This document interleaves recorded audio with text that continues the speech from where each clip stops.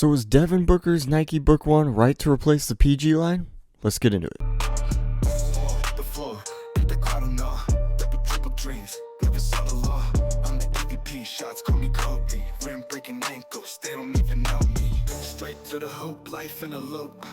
Fans in the stands, they... What's going on, guys? Noah here from Driveway Hooper Reviews, and today we have a shoe versus shoe review on both the Nike PG 1 and the Nike Book 1. Before we get started today, I did just want to mention there will be timestamps at the bottom of the video, so if you are looking for anything in particular about comparing these two shoes, they will be listed and you can jump ahead. So a lot of people say that the Nike Book 1 and Devin Booker took over and replaced Paul George's signature line. I don't think that's necessarily true, but it kind of seems like that. So I just wanted to compare both of these first debut shoes and see which one's better, and if maybe the Book was right to replace the PG line, or if PG should be still making shoes today. Starting off though, I did just want to mention the Book 1 retails for $140 US. I actually think it's $145 now because of the new tariffs in place.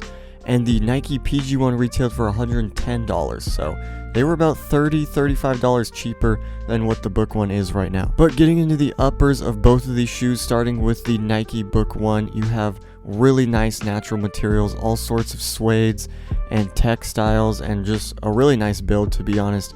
In the uppers, the tongue is a mix of different materials depending on the colorway. I've got ones that are suede, ones that are textile, ones that are kind of this like more open textile material. It's almost like mesh, but not quite.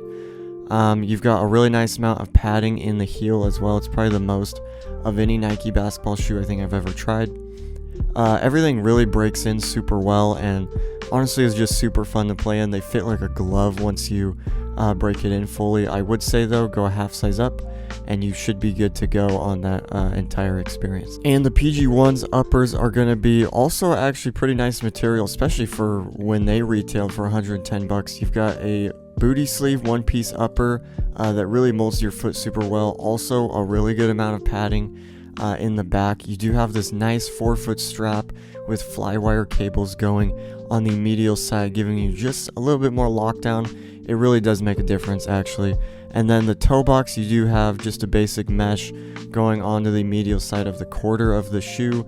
There is quite a large area of fuse plastic on the medial side of the toe box to help with durability. Spoiler alert, durability is not very good on these. And then going onto the quarter of the lateral side and back all the way, you do have a really nice suede as well. So this material really did break in pretty well.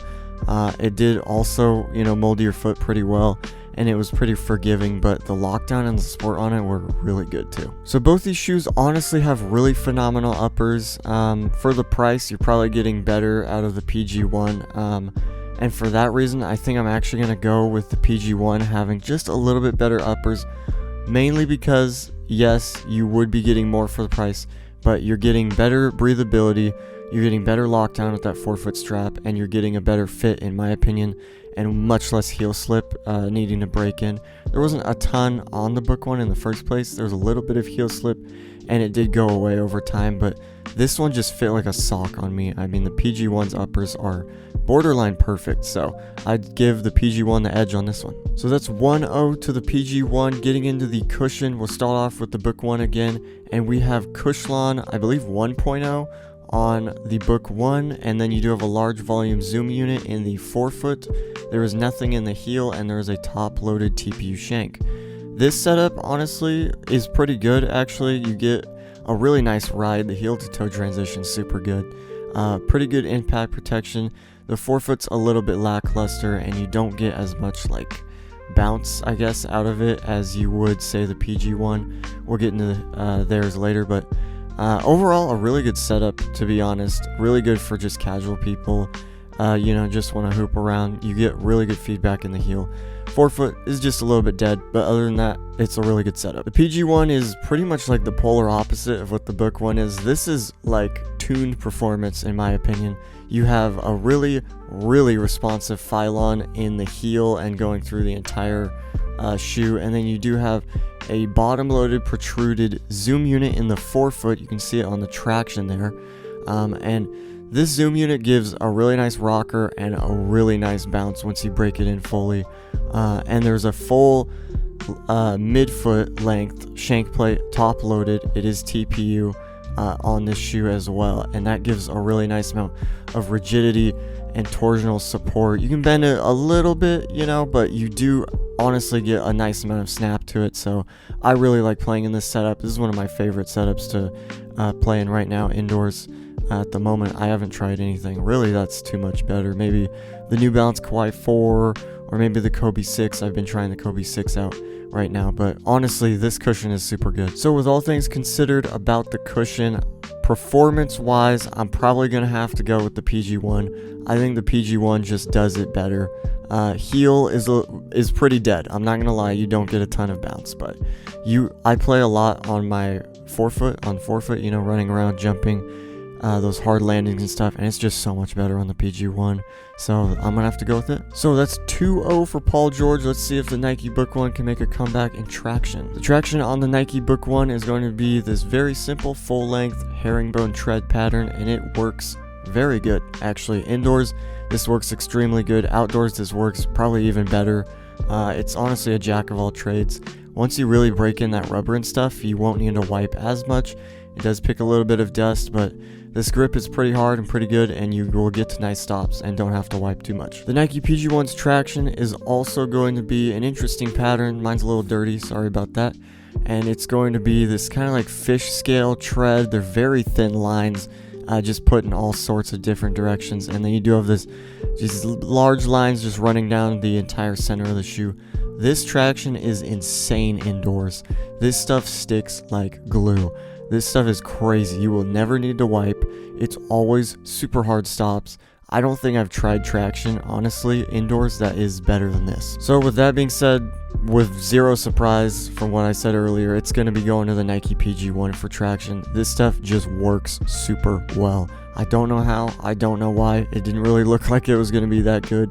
And from what I read, other people didn't think it was really that good, but honestly, I'm telling you, maybe it's just the black traction pattern, but this stuff works. So it's going to be 3-0 for the Nike PG1 heading into the last section, which is durability, and the Nike Book 1 definitely has the PG1 beat here. I'm just going to say it now, but the uppers are super durable on this. I wore one other pair for almost a year straight. It was my Haven pair. Go check out that video if you are curious on how the durability is of this shoe, but it's amazing. The traction, super hard grooves, and it's fairly deep too.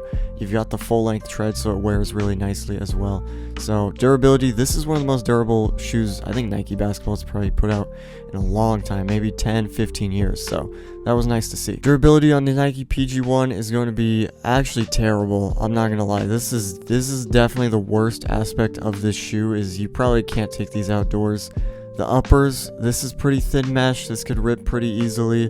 The suede is nice, so you are protected there, and you've got a few other layers, but this mesh in the front is definitely going to rip. The cushion, it's okay for durability, it's probably going to start sinking and bottoming out because this is Phylon and not Cushlon, and the traction is going to be terrible for durability. These grooves are super tiny, and they're very thin and malleable, so this is going to be a no-go for durability. Do not take these outdoors. So finally, the Nike Book 1 will get on the board in the durability aspect because they just do it better in every single way. Traction's more durable, uppers are much more durable. Everything about this, the cushion, it's all going to be much more durable than the PG1. So if you need a more durable shoe between these two, go with Book. But with all that being said, the winner of today's shoe versus shoe is going to have to go to the Nike PG1. This just did it better in almost every way besides durability. If we're talking indoors, these blow it out of the water. If we're talking outdoors, maybe the Book might have a beat, but honestly, I think if you just get a couple pairs of these, you'd probably be fine to play one outdoors. But this shoe just does everything better. Uppers are much better in my opinion. Not a whole lot, but they definitely are better for performance. Visually, I think I like these a little bit more. These just they give me that like mid-2010s Nike basketball vibe, so I really like it. I like the backward swoosh on the medial side too, and the traction's super good. This is just a great shoe still today to play in. But that'll pretty much do it for today's shoe versus shoe. PG1 came out on top. Make sure you guys subscribe so you don't miss the next shoe versus shoe. I'll probably do Kobe 5 and Kobe 6 next, maybe. I might do Jaw 2 and GT Cut Academy. We'll see. Let me know what you guys want to see compared in the comments below. I'm curious because I've got a lot of pairs that I could do. So thank you guys for watching, and I will see you in the next one.